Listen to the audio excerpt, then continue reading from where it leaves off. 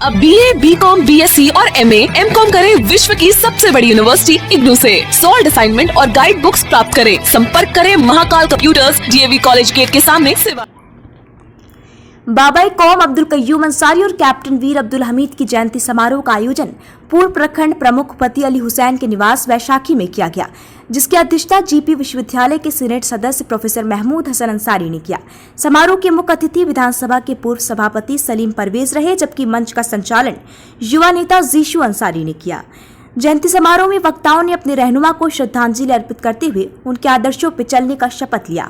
समारोह को संबोधित करते हुए वक्ताओं ने कहा, अब्दुल कय्यूम अंसारी साहब दलितों, पिछड़ों, शोषितों, वंचितों और पसमानदा समाज के लिए जो अतुल कार्य किया है वो सराहनीय है, इसलिए उनके आदर्शों को जन जन तक पहुंचाने का दायित्व सबका है। वहीं कैप्टन वीर अब्दुल हमीद इदरीशी साहब के योगदानों की चर्चा करते हुए वक्ताओं ने कहा कि वीर अब्दुल हमीद ने पाकिस्तान के टैंक के परखच्चे उड़ाकर वीर गति को प्राप्त किया, जिन्हें मरणोपरांत परमवीर चक्र विजेता घोषित किया गया, जिन पर पसमानदा समाज ही नहीं पूरा भारत की जनता गर्व करती है।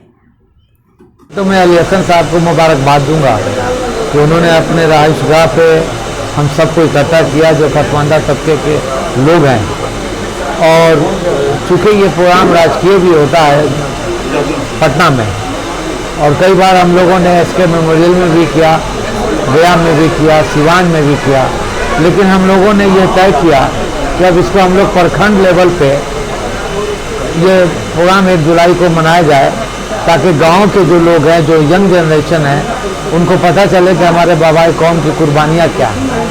और उसी के साथ साथ शहीद कैप्टन अब्दुल हमीद साहब की भी जयंती है, जिन्होंने 1965 की लड़ाई में अपनी जान की कुर्बानी दी और तकरीबन 7 पेटेंट टैंकों को उड़ाया और परमवीर चक्र का उनको तगमा मिला। तो मैं इन दोनों अजीम शख्सियत को खराज अकीदत पेश करता हूँ और एक पैगाम देना चाहता हूँ अपने समाज के लिए कि मुत्तहिद रहिए और शिक्षित रहिए। तालीमी एक ऐसी कुंजी है जो ज़िंदगी के हर मसाइल को खोलती है, और सबसे ज़्यादा तो इस बार हम लोग खुश हैं कि हमारे जो PPSC में जो रिज़ल्ट आए हैं, तो मौजूदा सरकार ने जो सपोर्ट किया इस वीकर सेक्शन के लोगों के लिए, तो मैं आदरणीय नीतीश कुमार जी को भी मुबारकबाद देता हूं कि सारी फंडिंग, सारे अलॉटमेंट टाइम पे दिया गया, और जिससे कि पसमानदा तबका जो है आज़ादी के बाद इतने बड़े संख्या में सिस्टम के अंदर आए। और मैं ये चाहूँगा कि आने वाले दिनों में और ज़्यादा से ज़्यादा हमारे बच्चे पढ़ें और हर घर में कम से कम एक वकील पैदा हो, एक लीडर पैदा हो, एक सिस्टम में जाने के लिए एक इंटेलेक्चुअल पैदा हो, ताकि ये जो पसमानदा तबका है उसका उत्थान हो सके। और सरकार से भी मैं ये मांग करता हूँ कि हम लोग जितनी आबादी हमारी है उसके तनासिब से हमें हर क्षेत्र में हिस्सा मिलनी चाहिए, और इस क्षेत्र में मुझे हम लोगों को मिला भी है, लेकिन जितनी आबादी है उतनी आबादी के हिसाब से हम लोगों को रिजर्वेशन नहीं मिला है।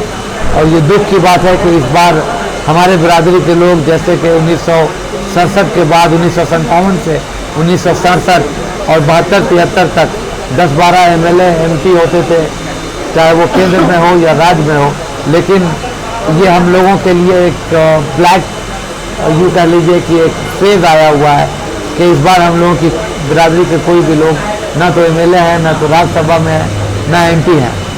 आने वाले दिनों में हम लोग चाहेंगे कि हमारी आबादी के हिसाब से हमें हक मिले और हमारे बच्चे जो है पढ़ लिख करके अपनी खुशहाल ज़िंदगी गुजारें। सर, राजद और JDU दोनों ने लगातार मुसलमानों को ठगने का काम किया है। अशरफ अंसारी जो काफ़ी मेहनत करके बड़िया में काम किया, उनको टिकट नहीं दिया गया, किसी दूसरे को टिकट नहीं दिया गया, इस पर क्या कहेंगे? देखिए, अशरफ भाई को मैं व्यक्तिगत तौर पर जानता हूँ, जब मैं JDU में था तो उस वक्त भी वहाँ थे वो, और नौजवान हैं, काफ़ी काम करना है उनको।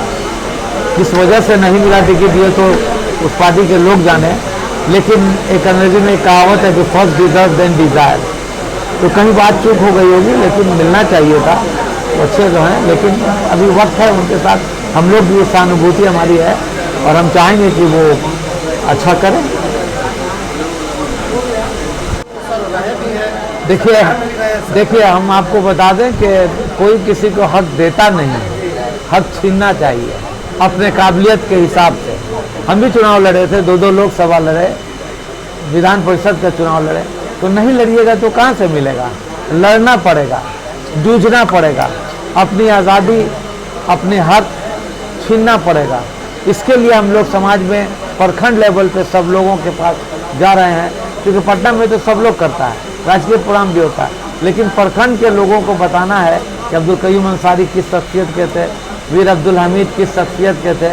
इस वजह से ये बेदारी हम लोग की मुहिम चल रही है, और मैं समझता हूँ कि आने वाले दिनों में हम लोगों का फ्यूचर ब्राइट होगा, हमारे लोग जागरूक हो जाएंगे, हमें अपना हिस्सा मिलेगा, और वो फिर वो 57 से 67 तक जो ज़िंदगी थी हमारे आबा अजदाद की, जब बिहार और झारखंड एक था, जब वहाँ से जितने MP और MLA जाते थे, तो मैं समझता हूँ, मुझे उम्मीद है कि आने वाले नस्लें पढ़ेंगी और हर क्षेत्र में आगे बढ़ेंगे। जयंती के मौके पे हम लोग सभी इकट्ठा हुए हैं, और हम लोगों का ये मकसद है कि हमारी आने वाली जो पीढ़ी है धीरे धीरे भूलते जा रही है बाबा क़ौम अब्दुल कयूम अंसारी साहब थे कौन, तो हम उनके बारे में बताते हैं ताकि आने वाली नस्लें उसी रास्ते पर चले। और अगर सेकुलरिज्म वर्ड अगर हिंदुस्तान में है तो उसका एक बहुत बड़ा जिंदा मिसाल बाबा क़ौम अब्दुल कयूम अंसारी साहब हैं। आज क्या कुछ कार्यक्रम हुए इस जयंती के अवसर पर? हम पसमानदा समाज के लोग जो पिछड़े हैं, दबे कुचले हैं, हम सभी इकट्ठा हुए हैं, और आपस में आने वाली पीढ़ी के लिए, बच्चों के लिए, आने वाली नस्लों के लिए उनकी तालीम कैसे हो, हमें सियासी हिस्सेदारी कैसे मिली, क्योंकि तादाद हमारी सबसे ज़्यादा है। और आज हमारे पूर्व के वक्ताओं ने कहा है कि आज अफसोस की बात है कि पूरे हिंदुस्तान में जिस तबके से मैं आता हूँ, एक भी न विधायक है, न MLC है, न MP है। आखिर वजह क्या है, हम इतने पिछड़े क्यों हैं? तो तरह तरह की बातों पे मतलब मसले पे बात हुई है कि हम किसके साथ रहें, कैसे रहें, कौन हमारे तबके को, कौन हमारे बरादरी को सपोर्ट करती है पार्टी, सारे मसलों पे आज बात हुई है। आज बाबाए कौम अब्दुल कयूम अंसारी और देश के लिए हिंदुस्तान पाकिस्तान जंग में अपनी जान की बलिदान देने वाले कैप्टन अब्दुल हमीद की जयंती, दोनों की जयंती एक ही दिन है।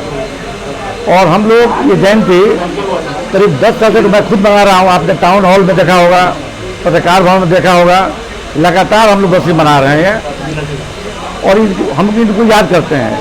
ये हमारे समाज के सबसे बड़े लीडर के तौर पर न सिर्फ बिहार बल्कि पूरे भारत में जाने जाते हैं। कयूम अंसारी ने अपनी राजनीतिक जीवन उस वक्त शुरू किया जबकि यहाँ अंग्रेजों के बाद जमींदाराना राज था, और उस वक्त पसमानदा समाज के लोगों को बात करना मुश्किल थी। उस जमाने में इन्होंने लड़कर, और न सिर्फ अपने जीते बल्कि अपने 5-6 साथियों को जीता है, और उसके बाद अपना बच्चों से कायम किए। उसके बाद लगातार आज़ादी के बाद जो सरकार बनी उस पर लगातार बनते रहे। और देखिए, ये लोग तो बहुत ऊंची चीज़ है, बहुत देश के लिए बहुत नाम रोशन किया है इन लोगों ने, और इनके ही बताए हुए रास्ते पे हमें चलना है। जब इनके ही रास्ते पे चलेंगे तभी जाके हम कामयाब होंगे। ये हम लोग के लिए लेजेंड हैं, और ये सदियों में एक बार पैदा होते हैं ऐसे लोग। तो इन लोग के ही मार्गदर्शन पे हम लोग को आगे बढ़ना है, तभी हम जाके कामयाब होंगे। हर ऑफिस, स्कूल, हॉस्पिटल की कंप्लीट सिक्योरिटी और प्रोटेक्शन के लिए लगवाएं शहान विशन सॉल्यूशंस के CCTV कैमरास, वो भी कम दाम में। आज ही कांटेक्ट करें 7857933440।